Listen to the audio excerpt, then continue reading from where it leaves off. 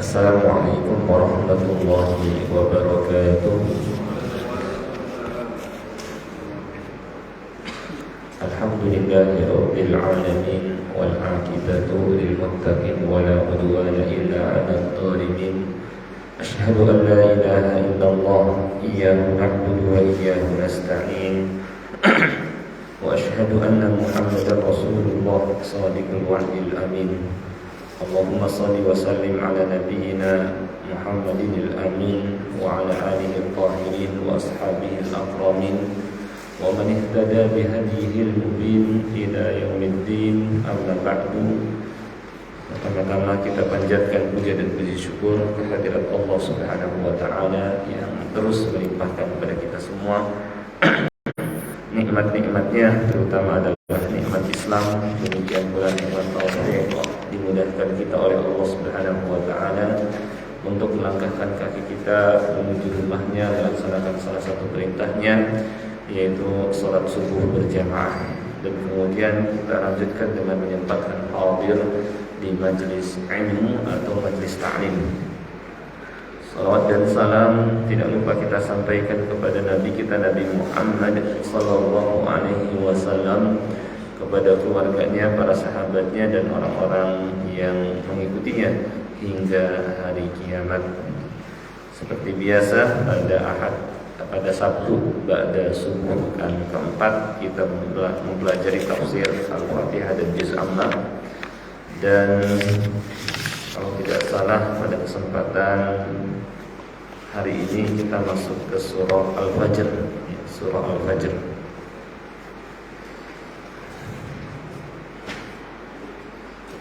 Ya. Saya akan bacakan terlebih dahulu ayatnya.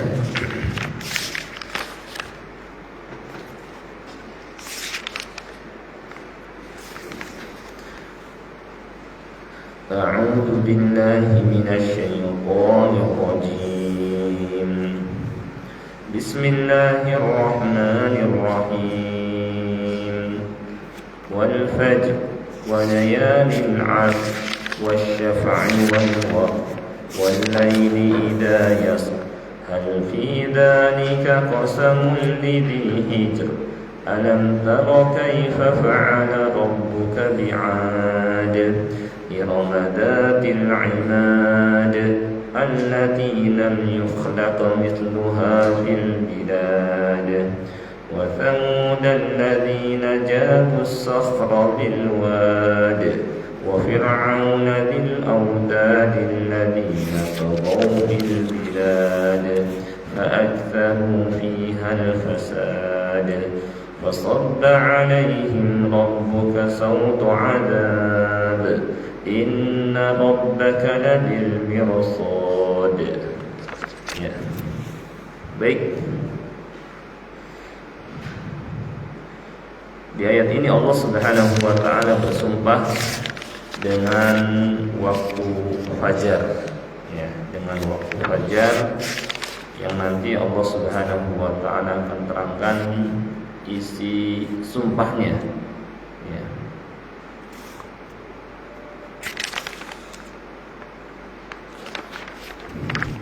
Di mana di sini Allah Subhanahu wa taala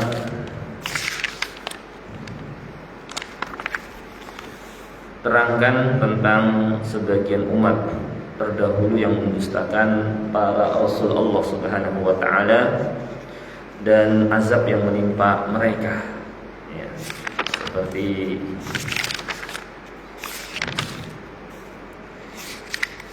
kaum Ad, kaum Thamud, dan Fir'aun, di mana mereka semua mendustakan rasul yang Allah Subhanahu wa taala utus kepada mereka, dan bagaimana akibat dan akhir keadaan mereka, ya, Allah Subhanahu wa taala binasakan mereka. Di mana di sana terdapat isyarat bahwa bukan hanya mereka saja, kaum Ad, kaum Thamud, dan Fir'aun, bahkan yang mendustakan rasul yang terakhir, bahkan rasul yang paling utama, yaitu Nabi kita Muhammad sallallahu alaihi wasallam, Kalau mereka tetap terus seperti itu, maka mereka akan dibinasakan juga sebagaimana yang dialami oleh umat-umat atau kaum atau generasi sebelum mereka yang mendustakan para rasul, kemudian dibinasakan. Dan ternyata demikian, bagaimana kaum Quraisy dahulu, orang-orang musyrik, ya, ketika mereka terus mendustakan Nabi Sallallahu Alaihi Wasallam dan bahkan sampai menentang, bahkan hendak membunuh beliau, kemudian Allah Subhanahu wa taala binasakan dalam perang Badar. Para tokoh dan pimpinan mereka terbunuh ya dalam perang Badar, ya, dengan jumlah kaum muslimin yang hanya sedikit ketika itu, mengalahkan musuh mereka yang 3 kali lipat.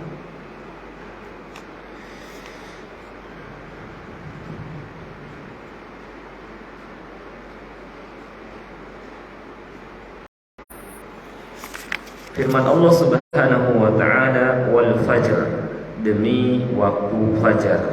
Ya. Waktu fajar di sini adalah waktu subuh, ya, waktu subuh. Ya. Ada yang berpendapat bahwa fajar di sini adalah fajar atau subuh pada hari Nahar 10 Dzulhijjah, yang merupakan penutup malam yang 10. Yani di antara sekian subuh, yang paling utama subuh pada hari Nahar 10 Dzulhijjah atau Idul Adha. Ya. Ada juga yang berpendapat seperti Imam Malik bahwa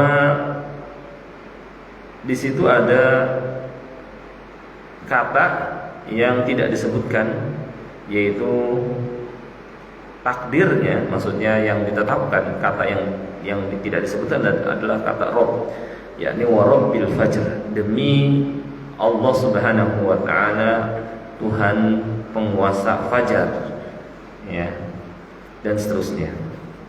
Ya, intinya Allah Subhanahu wa taala bersumpah dengan bisa dengan penguasa fajar, yaitu Allah Subhanahu wa taala sendiri, atau wal fajr, yakni dengan subuh itu sendiri.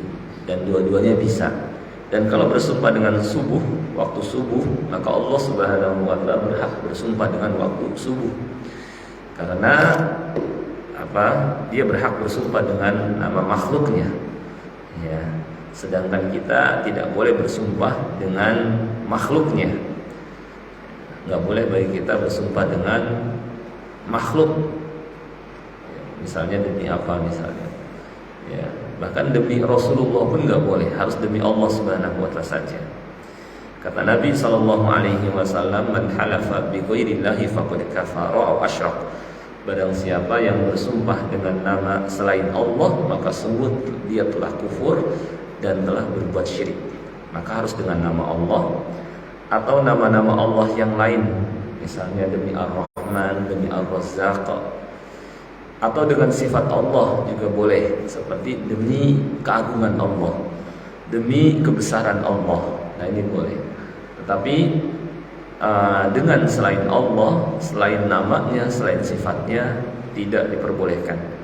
Lalu bagaimana kalau Allah Subhanahu wa taala bersumpah dengan makhluknya? Jawabnya, la yus'alu amma yaf'alu wa hum yus'alun. Allah tidaklah diminta pertanggungjawaban terhadap tindakannya dan ucapannya. Kitalah yang akan diminta pertanggungjawaban. Allah berhak bersumpah dengan siapa saja atau apa saja dari makhluknya. Akan tetapi Allah Subhanahu wa taala Maha bijaksana.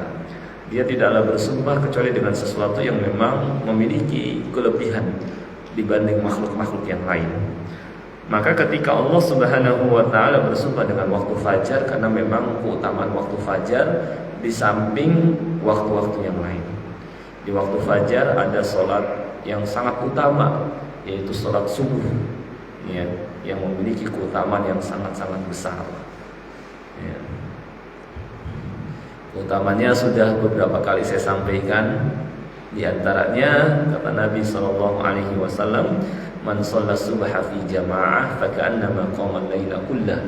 Siapa yang sholat subuh berjamaah, maka seakan-akan dia melakukan sholat malam semalaman suntuk. Ya, dari ba'da isya sampai pagi dia pakai buat sholat malam. Seperti itulah keutamaan sholat subuh berjamaah. Dalam hadis lain Nabi Shallallahu Alaihi Wasallam bersabda, "Man shallal bardain dakhalal jannah." Barang siapa yang sholat pada saat suasana sejuk, yaitu subuh dan asar, maka dia bakal masuk surga. Dalam hadis lainnya Nabi Shallallahu Alaihi Wasallam bersabda, "Basyiril masyaina fil lail bin nurit tam yaumal qiyamah." Sampaikan kabar gembira kepada mereka yang melakukan sholat di yang mengadakan perjalanan di kegelapan malam, bahwa mereka akan memperoleh cahaya yang sempurna nanti pada hari kiamat. Ya, keutamaan yang sangat banyak. Bahkan sholat subuh ini pun disaksikan oleh para malaikat. Yani Allah Subhanahu wa taala punya malaikat yang mereka melaporkan kepada Allah Subhanahu wa taala amal manusia. Tapi Allah Subhanahu wa taala sudah mengetahui. Mereka datang dan berkumpul di waktu asar dan subuh, di waktu subuh dan asar. Lalu menghadap Allah Subhanahu wa taala dan kemudian melaporkan kepada Allah, "Atainahum wa hum yusallun wa taraknahum wa hum yusallun." Kami datangi mereka sedangkan mereka dalam keadaan sholat, dan kami tinggalkan mereka juga dalam keadaan sholat. Ya. Jadi sholat subuh memiliki keutamaan yang sangat besar sekali, dan sangat rugi sekali mereka yang meninggalkan sholat subuh. Ya.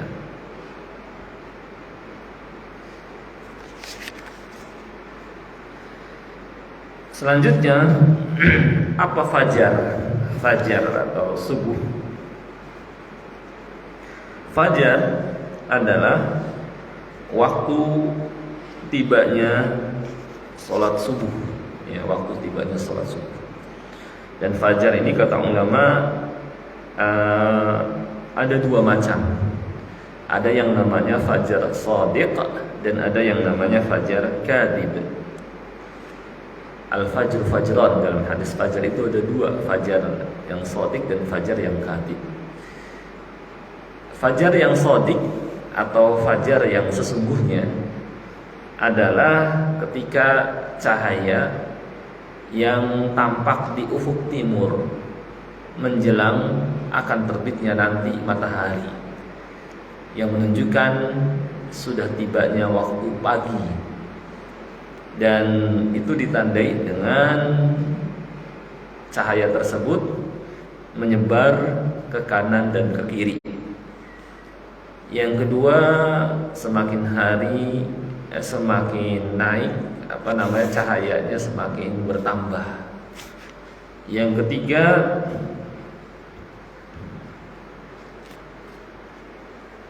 bergandengan dengan ufuk timur, dan suasana setelahnya semakin hari semakin terang. Nah, ini fajar shadiq. Cahaya di ufuk timur menjelang akan terbitnya nanti matahari bergandengan dengan ufuk timur, menyebar ke kanan dan ke kiri, dan ketika telah terbit maka hari semakin terang. Itu namanya fajar shadiq. Sedangkan fajar kadhib atau fajar bohongan itu cahaya ya di ufuk tidak bergandengan dengan ufuk ketika telah terbit, setelah itu hilang lagi. Ya. Atau ada kegelapan antar ufuk dengan fajar, ya. Dan setelahnya bukan semakin terang tetapi gelap kembali. Sehingga dikatakan dengan fajar kadhib. Kalau ini belum tiba waktu subuh. Ya. Dan bentuknya ke atas, tidak menyebar ke kanan dan ke kiri. Itu namanya fajar kadhib. Nah, Allah Subhanahu wa taala bersumpah pertama dengan ini waktu yang utama. Pertama dengan waktu subuh, waktu yang sangat utama, yang penuh dengan keberkahan. Ya. Mereka yang sholat subuh akan Allah Subhanahu wa taala berikan keberkahan. Ya. Mungkin sebagian orang mengingkari berkah. Ya, apa itu berkah? Mereka yang tidak beriman kepada hal-hal yang gaib, ya, yang tidak tampak, mereka nggak percaya sama yang namanya berkah. Berkah adalah ziyadatul khair fi syai', bertambahnya kebaikan pada sesuatu. Yang sedikit jadi banyak, yang banyak bermanfaat. Rezeki yang berkah meskipun sedikit tapi cukup. Rezeki yang tidak berkah banyak tapi tidak mencukupi. Ada seorang bertanya kepada Ibrahim bin Adham tentang berkah itu seperti apa. Maka beliau menerangkan, yakni secara mana tidak engkau melihat kambing dengan anjing. Ya. Anjing ketika melahirkan banyak, kalau kambing sedikit. Tapi mana di antara keduanya yang lebih berkah, lebih dimanfaatkan oleh manusia? Ternyata kambing. Ya, sering istilahnya dikonsumsi oleh manusia. Ya, kalau anjing haram. Yang kedua, kalau kita lihat keadaannya, kenapa bisa lebih? Padahal sering istilahnya disembelih, ya, tapi tetap terus ada gitu kambing itu.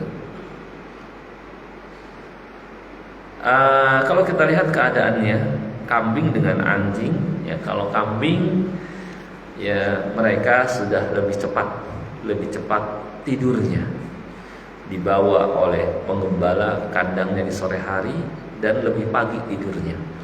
Kalau anjing di malam hari melolong, kadang-kadang melihat setan itu, ya. Pas pagi subuh kita lihat dia malah tidur, jadi nggak berkah hari-harinya. Ya. Nah itu gambaran berkah, gambaran berkah. Nah Rasulullah Shallallahu Alaihi Wasallam pernah berdoa, Allahumma barik li ummati fi bukuriha. Ya Allah, berikanlah kepada umatku di waktu pagi. Maka ada sebagian sahabat yang dagang lebih pagi, akhirnya dia jadi orang yang banyak hartanya. Imam Ibnul Qayyim rahimahullah juga menerangkan bahwa mereka yang memanfaatkan waktu paginya dengan tidak tidur tapi mulai beraktivitas, itu kata beliau istilahnya lebih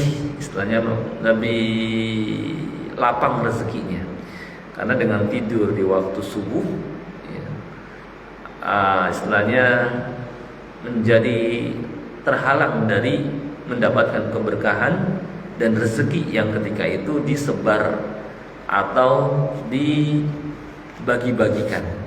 Ya. Pedagang saja ketika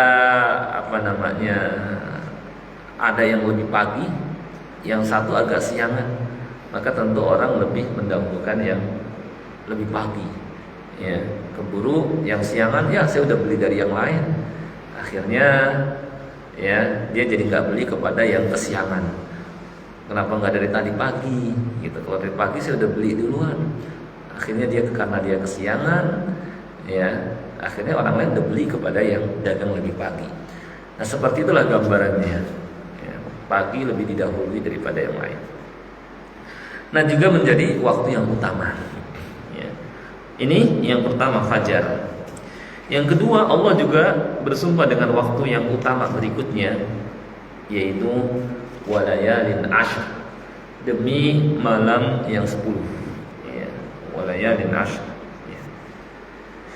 Ada beberapa pendapat ulama tentang malam yang 10 di ayat ini. Ada yang berpendapat bahwa malam yang 10 di ayat ini karena malam adalah 10 terakhir bulan Ramadan. Ya, yang mana malam tersebut adalah malam yang utama.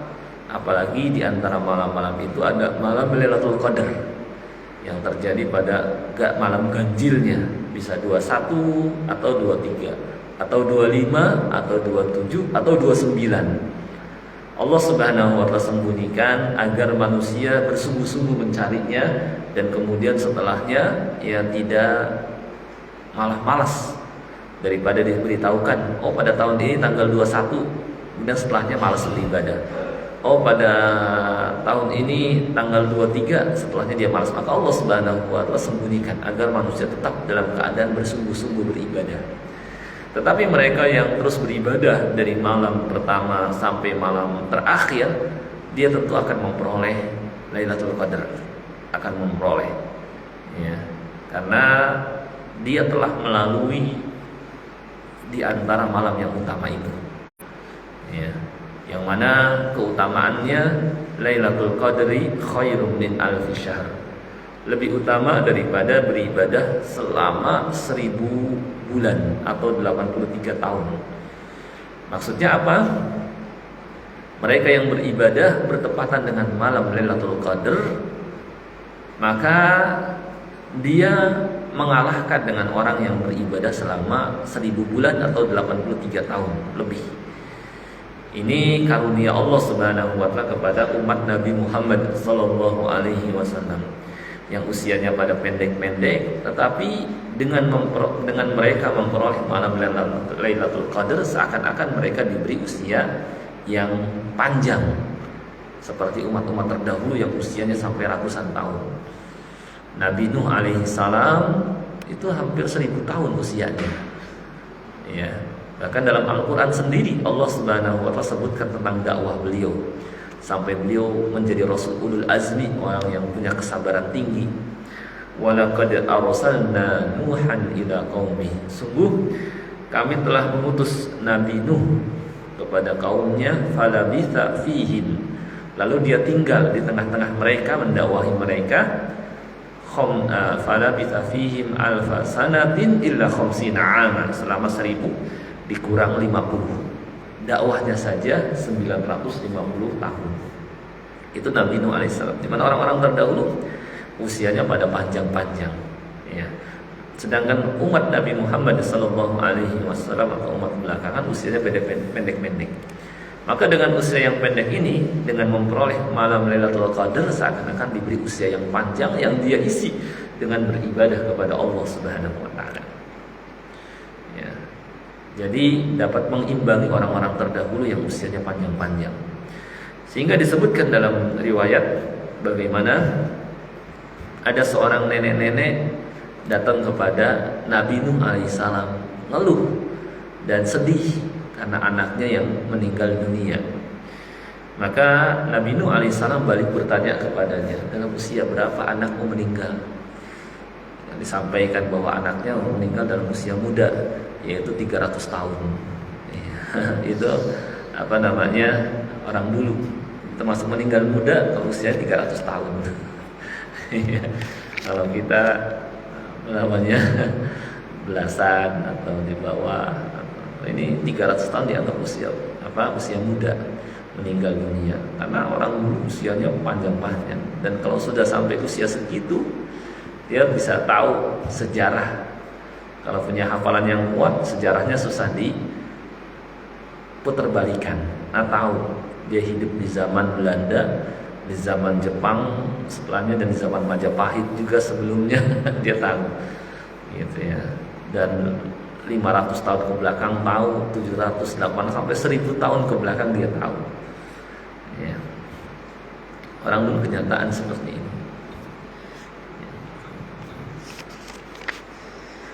Kemudian ini pendapat pertama, bahwa maksud dari malam yang 10 adalah malam 10 terakhir bulan Ramadan. Dan ini sebagian ulama berpendapat demikian. Tetapi bisa dikatakan mayoritas atau banyak para ulama berpendapat bahwa malam yang 10 di sini adalah malam 10 pertama bulan Dzulhijjah. Malam 10 pertama bulan Dzulhijjah. Bisa ke malam 10 terakhir bulan Ramadan, bisa juga malam 10 pertama bulan Dzulhijjah, dan kedua-duanya memiliki keutamaan. Ya, kedua-duanya memiliki keutamaan. Di dalam hadis tentang malam 10 pertama bulan Dzulhijjah, Rasulullah sallallahu alaihi wasallam bersabda, "Ma min ayamin al-amal as-salihu fiha ahabbu ila Allah azza wa jalla min hadhihi al-ayyam." Yani ayyam al-ashr. Qalu ya Rasulullah, walal jihadu fi sabilillah qal walal jihadu fi sabilillah illa rajulun kharaja bi nafsihi wa malihi thumma lam yarji' min dzalika bi syai'. Tidak ada hari yang beramal saleh pada hari itu lebih dicintai Allah Azza wa Jalla daripada hari-hari ini. Yang beliau maksud adalah 10 pertama bulan Dzulhijjah. Maka para sahabat bertanya, wahai Rasulullah, apakah juga yakni kalah dengan lebih unggul daripada jihad fisabilillah? Yani jihad fisabilillah apakah masih kalah dengan beramal saleh pada 10 pertama bulan Dzulhijjah? Di mana jihad kita tahu ya mengorbankan jiwa, raga, nyawanya yang bisa hidup atau mati, juga mengorbankan hartanya yang bisa membuat hartanya habis, tetapi ternyata masih kalah dengan beramal saleh pada 10 pertama bulan Dzulhijjah. Beliau menjawab wala jihadu fisabilillah. Demikian pula jihad fisabilillah masih kalah dengan beramal saleh pada 10 pertama bulan Dzulhijjah. Illa rajulun kharaja bi nafsihi wa malihi, kecuali seorang yang keluar dari rumahnya membawa jiwa, raga, wa mali, dan hartanya, semalam yarji' min dzalika bi syai', kemudian tidak bersisa lagi, nyawanya melayang dan hartanya binasa, baru bisa mengalahkan keutamaan beramal soleh pada 10 pertama bulan Dzulhijjah. Nah ini yang banyak tidak diketahui oleh orang. Masuk 10 pertama bulan Dzulhijjah biasa-biasa saja ya, disangkanya hanya pada bulan Ramadan saja. Sudah gitu Ramadan juga tidak dia maksimalkan ya. Ada 2 waktu dalam setahun yang sangat utama, 10 terakhir bulan Ramadan sama 10 pertama bulan Dzulhijjah ya. Jadi setelah Ramadan berlalu, Syawal, Dzulqa'dah, 2 bulan lagi setelahnya baru Dzulhijjah. Nah ini memiliki keutamaan yang sangat-sangat besar. Orang pada biasa saja, nggak ada peningkatan. Harusnya kalau supaya kita ingin dapat meningkatkan, coba jadikan 10 pertama bulan Dzulhijjah sebagai Ramadan kedua. Cuma 10 hari saja. Kalau Ramadan kan 30 hari, kalau ini cuma 10 hari saja. Karena beramal pada hari tersebut ya lebih dicintai Allah, bahkan melebihi jihad fisabilillah dalam hadis yang sahih. Gitu. Sampai Allah bersumpah ya dengan 10 pertama bulan Dzulhijjah menurut sebagian ulama walayalin asyar, dan demi malam yang 10. Jadi di sini Allah bersumpah dengan waktu-waktu yang utama, demi waktu fajar, demi malam yang 10 ya. Jadi dari sini kita mengetahui bukan nggak ada artinya, bukan nggak ada hikmahnya, karena memang ini adalah hari-hari yang utama ya. Sehingga ada seorang tabi'in bernama Sa'id bin Jubair, ketika beliau memasuki 10 pertama bulan Dzulhijjah, beliau sangat giat sekali beribadah sampai dikatakan nggak ada orang yang menyerupai menandingi ibadah di masanya. Gitu ya. Mengapa 10 pertama bulan Dzulhijjah ini memiliki keutamaan? Kata Imam Ibnu Rajab Al-Hambali, karena berkumpul induk-induk ibadah, sholat ya, kemudian ada sholat Id, Idul Adha, puasa, disyariatkan berpuasa juga pada 10 pertama bulan Dzulhijjah, ditambah ada puasa Arafah 9 Dzulhijjah, sedekah, kurban di sana, haji ya, dari mulai hari tarawiyahnya, di mana itu semua tidak terjadi pada waktu-waktu yang lain. Sehingga karena berkumpul induk-induk ibadah ya, induk-induk ibadah ini ya, sholat, dengan sholat hubungan seorang dengan Allah menjadi baik, dengan sedekah dan kurban hubungan seseorang dengan manusia menjadi baik, dengan puasa seorang semakin terlatih mengisi waktunya dengan beribadah kepada Allah dan menahan nafsunya, dan dengan haji dia dapat berkumpul dengan saudaranya ya untuk sama-sama beribadah kepada Allah Subhanahu wa taala, menyambut panggilan Allah ya, sehingga menjadikan hari-hari ini lebih utama dibanding hari-hari yang lain. Imam Ibnul Qayyim rahimahullah ya menukil dari Syekhul Islam Ibnu Taimiyah rahimahullah tentang mana yang lebih utama antara 10 terakhir bulan Ramadan dengan 10 pertama bulan Dzulhijjah. Kira-kira mana Pak yang lebih utama? 10 terakhir bulan Ramadan kah atau 10 pertama bulan Dzulhijjah? Mungkin ada yang tahu? Mana yang lebih utama? 10 terakhir bulan Ramadan atau 10 pertama bulan Dzulhijjah? Mana yang lebih utama? Iya. Betul. Iya. Nah, betul. Betul sekali, Ahsan, jazakallahu khairan. Jadi kalau untuk malamnya ya lebih utama 10 terakhir bulan Ramadan. Kalau siangnya lebih utama 10 pertama bulan Dzulhijjah. Kenapa? Kalau malamnya kan ada malam Lailatul Qadar. Sedangkan siangnya ada 10 ada beberapa amalan ya seperti ada hari Arafah, puasa, kemudian kurban, kemudian sholat Idul Adha, sehingga menjadikan siangnya lebih utama 10 pertama bulan Dzulhijjah. Itu ya. Nah itu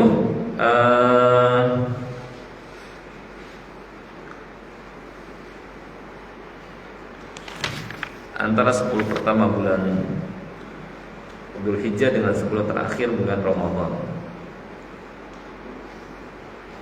Imam Ibnul Jauzi rahimahullah berkata, sepatutnya seseorang mengetahui keutamaan suatu waktu dan kemuliaannya dan tidak menyia-nyiakan waktunya meskipun sebentar. Ya. Jadi maksudnya jangan sia-siakan. Itu ibarat kita lagi lewat di pinggir jalan, kemudian ada harta berharga yang kita butuh harta itu.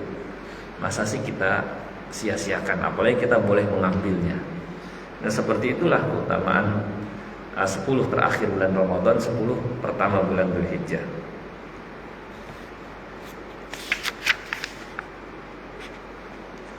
Kemudian di antara 10 hari tersebut yang paling utamanya adalah hari Nahar atau disebut dengan hari Haji Akbar. Ya. Dalam hadis Nabi SAW bersabda, Inna a'zamal ayyami indallahi tabaraka wa ta'ala yaumul nahr, thumma yaumul qahr. Sesungguhnya hari yang paling agung di sisi Allah Subhanahu wa ta'ala adalah hari Nahar dan kemudian hari Qahr, hari setelah hari Nahar. Hari Nahar 10 Dzulhijjah.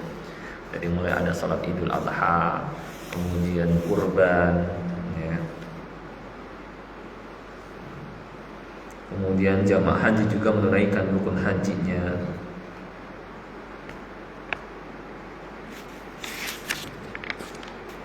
Di sini saya sebutkan beberapa amalan, cuma secara kesimpulannya saja, amalan yang disyariatkan pada 10 pertama bulan Dzulhijjah itu adalah haji dan umrah. Ya. Wal hajjul mabrur laisa lahu jazaa illa al-jannah, dan haji yang mabrur tidak ada balasan untuknya selain surga. Haji yang mabrur itu kata ulama ketika memenuhi beberapa hal. Yang pertama niatnya ikhlas karena Allah, ya. Yang kedua prakteknya sesuai sunnah Rasulullah SAW.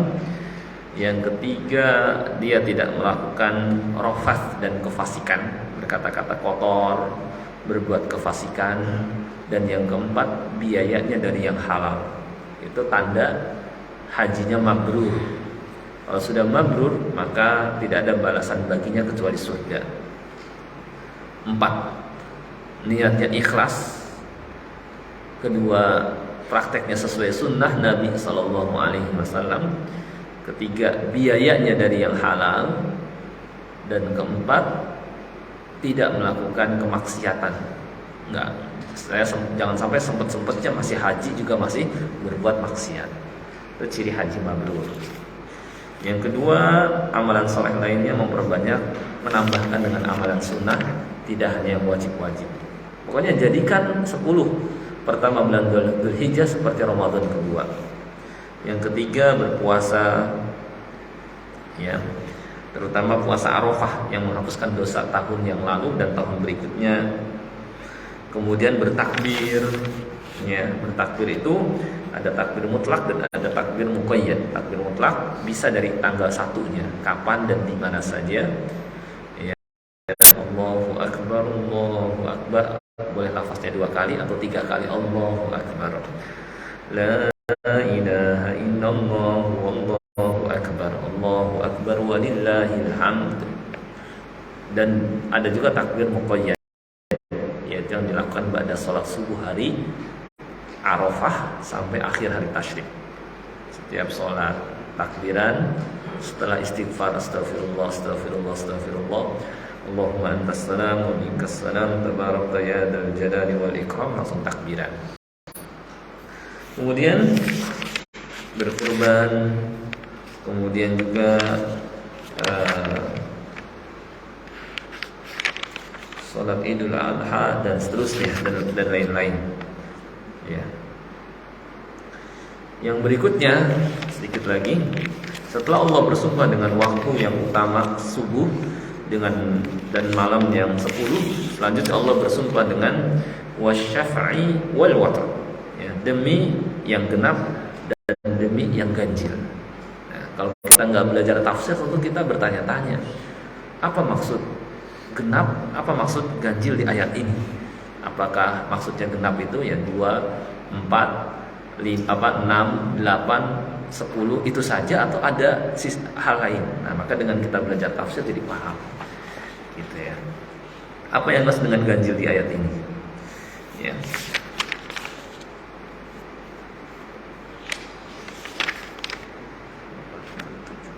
Ya.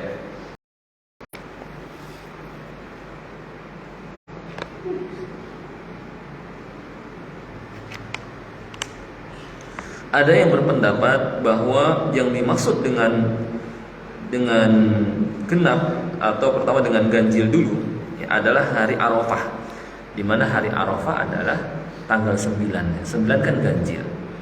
Ya, jadi wasyaf'i wal watr, demi yang genap dan yang ganjil. Yang ganjil di sini karena melihat ke ayat sebelumnya 10 hari pertama bulan Dzulhijjah, di situ ada ganjil, ada genap.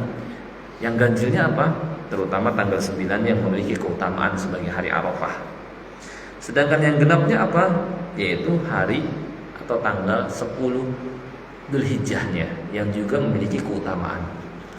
Jadi apa maksud demi yang genap dan yang ganjil? yakni demi hari ke-10 dan hari ke-9-nya. Ya. Ada juga yang berpendapat bahwa maksud genap adalah semua makhluk, sedangkan yang dimaksud dengan ganjil yang maksudnya adalah esa adalah Allah Subhanahu wa taala.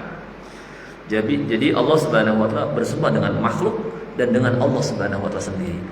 Demi yang genap, jadi semua makhluk yang jumlahnya banyak, dan demi yang ganjil, yaitu Allah Subhanahu wa taala yang Maha Esa. Dalam hadis innallaha witrun yuhibbul witr. Allah ganjil, esa dan menyukai witir. Jadi maksud demi yang genap dan yang ganjil adalah demi semua makhluk dan dengan demi Allah Subhanahu wa taala yang genap, yang ganjil, esa gitu ya. Dalil bahwa makhluk itu genap, firman Allah Ta'ala di surah Ad-Dariyat ya.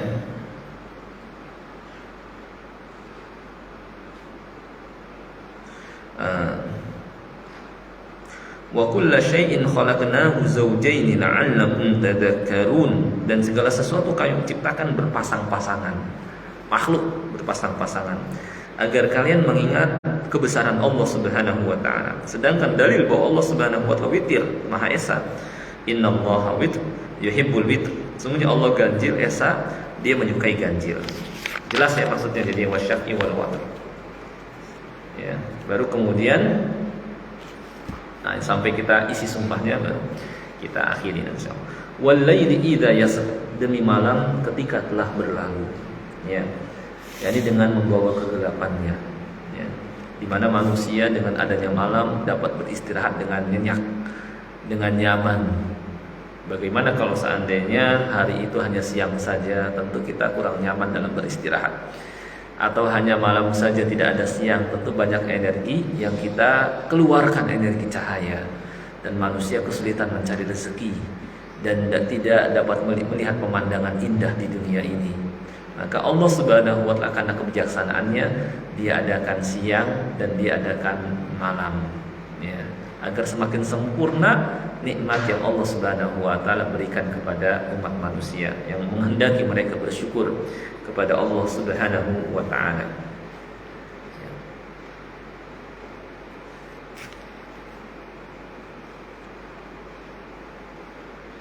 Ini juga waktu yang utama.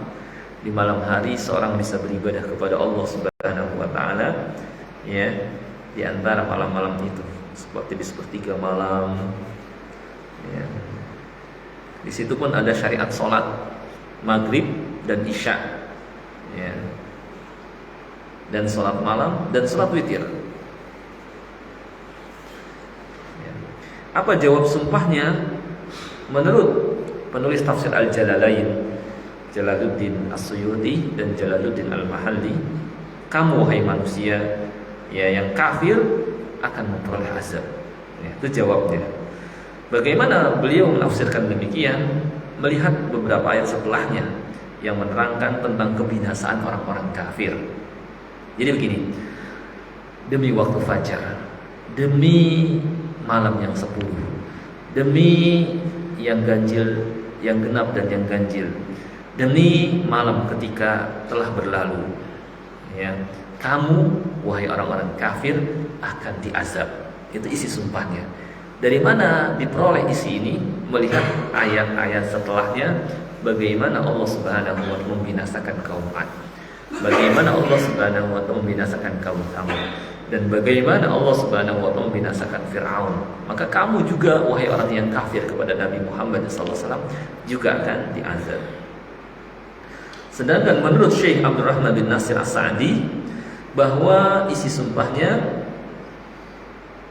ya, kata beliau beda lagi. Nah, ini adalah tafsir, bahwa yang dipakai sumpah fajar, malam yang 10, dan malam ganjil dan genap, dan malam ketika berlalu, isi sumpahnya adalah itu juga, sumpah itu juga.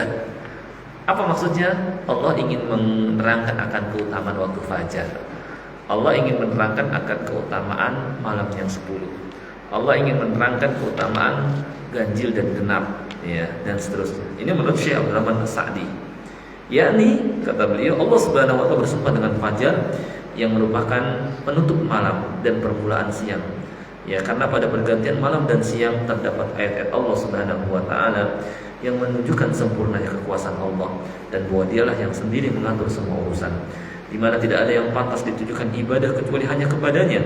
Di samping itu, pada waktu fajar terdapat sholat yang utama dan mulia, sehingga sangat tepat jika Allah Subhanahu wa taala bersumpah dengannya.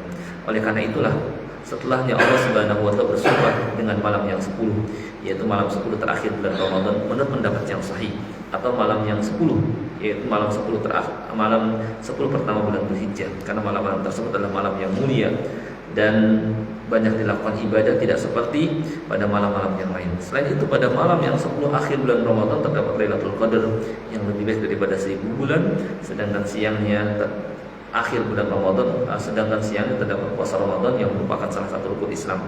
Sedangkan pada siang hari 10 Dzulhijjah terdapat wukuf di Arafah, di mana pada hari itu Allah Subhanahu wa taala mengampuni hamba-hambanya dengan ampunan yang membuat setan bersedih.